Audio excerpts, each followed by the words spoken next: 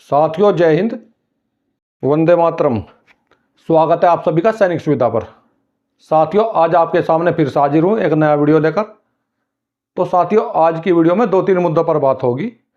एक तो जो हमारा OROP का एरियर है, OROP 3 हो चाहे OROP 2 हो, कोई भी हो चाहे कोई भी रैंक हो, बहुत सारे पेंशनर हमारे ऐसे हैं जिनको एरियर अभी तक नहीं मिला है। तो उन्हें किस प्रकार से एरियर मिलेगा उसके बारे में चर्चा होगी। इसके अलावा 8 पे कमीशन के बारे में चर्चा होगी। हमारे जो प्रीमेच्योर हैं उनका 8 पे कमीशन में क्या होगा, उनकी पेंशन कितनी बढ़ेगी, क्या उनकी पेंशन हमारे जो दूसरे पेंशनर हैं उनकी बराबर होगी या उनसे कम होगी, इसके बारे में चर्चा होगी। इसके अलावा MAC पे भी मेरे पास में कुछ सवाल आए हुए हैं, उनके बारे में भी चर्चा होगी। तो सैनिक भाइयों, इससे पहले मैं इन सभी विषयों पर विस्तार से चर्चा करूं, अगर आप सैनिक सुविधा चैनल से पहली बार जुड़े हैं, इसका हिस्सा नहीं है, इसका हिस्सा बनना चाहते हैं, तो सैनिक सुविधा चैनल को सब्सक्राइब करें और उसका बेल आइकन ऑन करें ताकि आने वाले वीडियो की महत्वपूर्ण जानकारी आप सभी को मिल सके। तो साथियों एक बात आपसे और कहना चाहूँगा, वीडियो को अंत तक देखें ताकि आप मेरे द्वारा दी गई जानकारी को अच्छी प्रकार से समझ सके। अगर आप वीडियो को बीच में स्किप कर देते हैं तो बहुत ही महत्वपूर्ण जानकारी से वंचित रह जाते हैं। तो चलिए सैनिक भाइयों सबसे पहले शुरू करते हैं चलिए सैनिक भाइयों सबसे पहले देखते हैं लेटर। ये लेटर है राजदीप रिकॉर्ड का और उसने PCDO को भेजा है। PCDO क्यों भेजा है? इसलिए भेजा है, हमारे एक राइफलमैन ने OROP 3 के लिए कंप्लेंट किया था और उस कंप्लेंट का जवाब में इन्होंने ये कार्रवाई की है। तो देख लेते हैं सबसे पहले लेटर। देखिए, रिकॉर्ड द राजपुताना राइफल्स, 6 फरवरी को ये लेटर इन्होंने भेजा हुआ है। किसको भेजा है?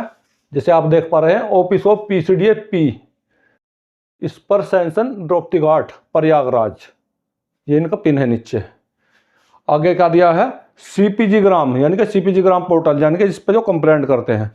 पॉइंट नंबर 1 इसमें दिया हुआ है, refer to CPG gram registration number 26 January 2025 and receive this office 4 February 2025 copy attach. तो इन्होंने बताया जो आपने CPG ग्राम पर कंप्लेंट की थी और जो 26 उसकी डेट थी 26 जनवरी 2025 और इनको रिसीव हुई है 4 फरवरी 2025 को। और इन्होंने जैसे आप ऊपर देख पा रहे हैं 6 फरवरी को इसका जवाब दिया है। Point number 2, it is submitted, number, rank और नाम, 17 ईयर्स एंड 23 डे, ये इनकी सर्विस दी गई है। Army and his serving pension at the rate 21,488 रुपये पर मंथ, यानी कि 21,488 रुपये पेंशन इनको पर मंथ मिल रही है। और यहाँ पर इनका PPO नंबर दिया हुआ जो मैंने हाइड किया हुआ सिक्योरिटी रीजन की वजह से। दोस्तों मैंने कुछ जानकारियाँ सिक्योरिटी रीजन की वजह से जानबूझ के इसमें छुपा दी हैं ताकि सिक्योरिटी रीजन बना रहे।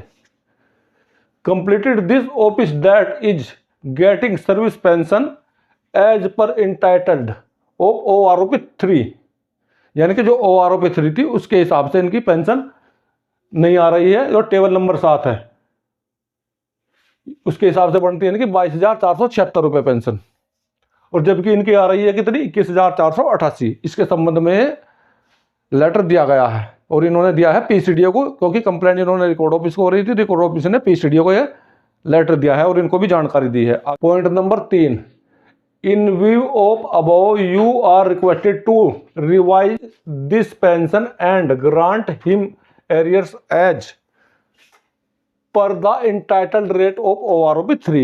Action taken on the subject may please in the intimated to ex-serviceman under information this office. इन्होंने ये कहा जो OROP की 3 के हिसाब से इनकी पेंशन बन रही है उसके हिसाब से इनका जो सब्जेक्ट है उसके हिसाब से इनकी पेंशन बिल्कुल क्लियर की जाए, इनको दी जाए इतनी, और इस ऑफिस को भी खबर की जाए और एक्स सर्विसमैन को भी इसके बारे में खबर की जाए। प्लीज अकॉर्ड प्रायोरिटी, यानी कि इसको प्रायोरिटी में करें, जल्दी से जल्दी इसको करें। इसके आगे lieutenant colonel senior record officer OIC इनके साइन किए हुए हैं।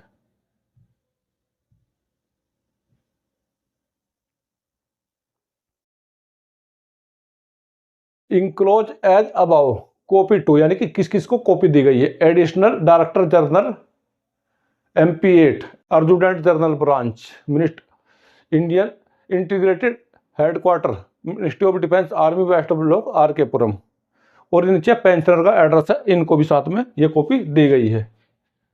और ये CPG ग्राम का नंबर दिया गया है और 26 जनवरी 2025 इनकी फिर से जो डेट है भेजने की वो दी गई है।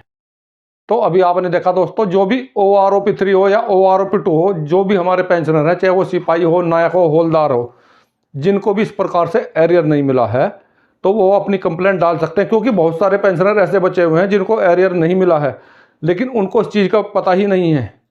उनका एरियर सरकार के पास पड़ा हुआ है और उनको इस चीज़ के बारे में नहीं पता कैसे लेना है। तो आप भी इस प्रकार से CPG ग्राम पर अपनी कंप्लेंट डालें और आपका जो भी एरियर है उसको लें।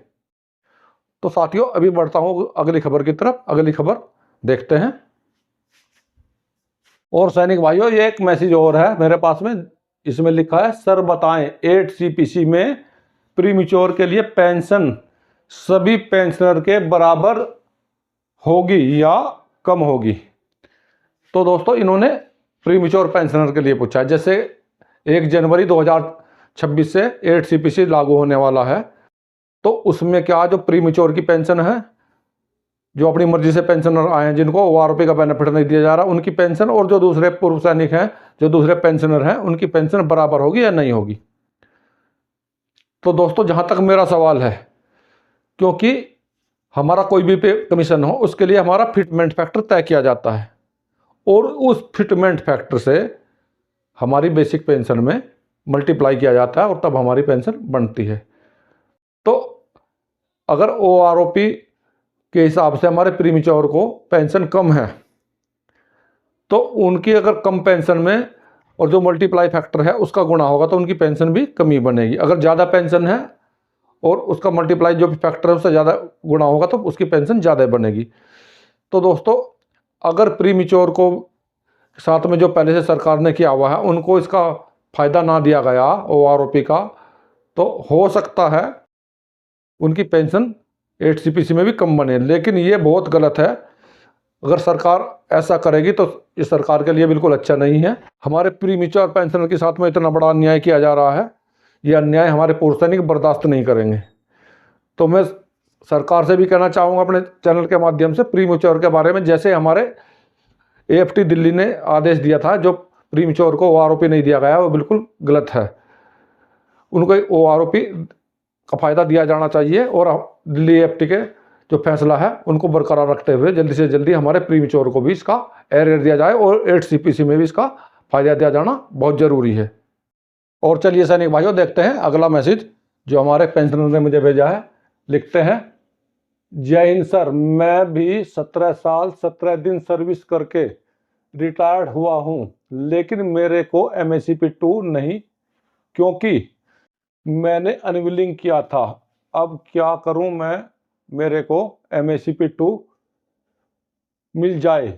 तो देखिए दोस्तों, इसमें इन्होंने लिखा है 17 साल इन्होंने नौकरी की है और इनको MACP 2 नहीं मिला है और इन्होंने अनविलिंग किया है। तो इनको अनविलिंग करने की वजह से MACP 2 नहीं दिया गया है, जबकि इनकी 17 साल 17 दिन नौकरी है, इनको MACP हवलदार मिलना चाहिए था।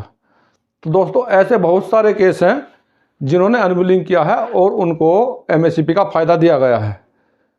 लेकिन इसके लिए आपको AFT में जाना पड़ेगा, क्योंकि मेरे पास इससे पहले भी कई केस आए हैं और 1-2 केस ऐसे हैं जिनका मैंने AFT में डलवाया है और उनको इसका बेनिफिट मिल गया है। लेकिन बिना AFT में जाए आपको इसका फ़ायदा नहीं होगा। तो आप आर्मर्ड फोर्स ट्रिब्यूनल में केस डालना पड़ेगा इसके लिए, तभी आपको इसका बेनिफिट मिल सकता है। तो सैनिक भाइयों, आज के वीडियो में यही थी मेरे द्वारा दी गई छोटी सी जानकारी। मेरे द्वारा इसी प्रकार की छोटी छोटी जानकारियाँ आप लोगों को अपने वीडियो में समय समय पर दी जाती है और आगे भी दी जाती रहेगी। अगर आप लोगों को मेरे द्वारा दी गई जानकारी अच्छी लगी है तो मेरे चैनल को लाइक करें, सब्सक्राइब करें और साथियों में शेयर करें, ताकि सभी ज़रूरतमंद पेंशनर और सैनिक मेरे द्वारा दी गई जानकारी का भरपूर फायदा उठा सकें। तो सैनिक भाइयों, मिलता हूँ अगली वीडियो में इसी प्रकार के अन्य महत्वपूर्ण जानकारी के साथ। वीडियो देखने के लिए धन्यवाद दोस्तों। जय हिंद, वंदे मातरम।